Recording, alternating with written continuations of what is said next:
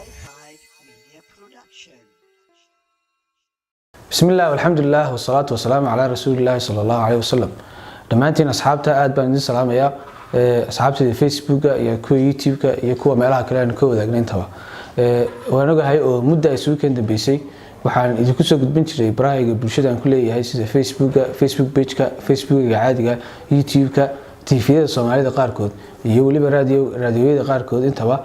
barnaamijyo wacyi-gelineed oo aan had iyo goor isku dayi jiray inay bulshada ka bedelnaa fikirkooda oo ay noloshooda u sameystaan horumar la xiriira qaybaha kala duwan ee nolosha waarun oo waynu kala mashquulay waayaha nololeed way iska badan yihiin hawlaha adduunka waa ay fara badan yihiin balse waxaan go'aansaday in aan dib u soo celiyo barnaamijyadii wacyi-gelineed ee aan idin soo gudbin jiray si joogto ah waliba waxaan anigu aaminsanahay aragti ah si horumar loo gaaro waa in fikirka iyo habka maskaxda ay u shaqeyso iyo qofku u fikirayo wax badan laga bedela fikirka ayaa sabab u noqda qofku inuu habdhaqankiisa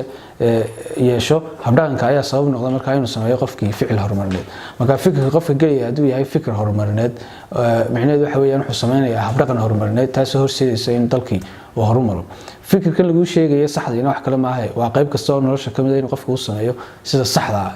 cilmiyeysan ee cilmi baarista lagu sameeyay marka waxyaabaheedii la wadaaga waxa kamid ahayd barnaamijyo la xiriira inta badan arrimaha bulshada gaar ahaan qoyska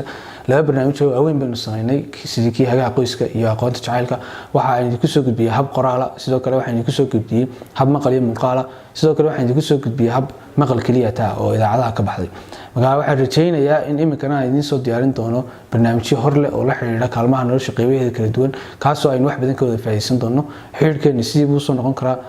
noqon doonaa aad iyo aad baad mahadsantihiin dhammaantiinba asxaabtii la socotay Facebook page-ka Facebooka caadiga YouTube-ka TV-yada iyo idaacadda intaba Hi5 Media Production.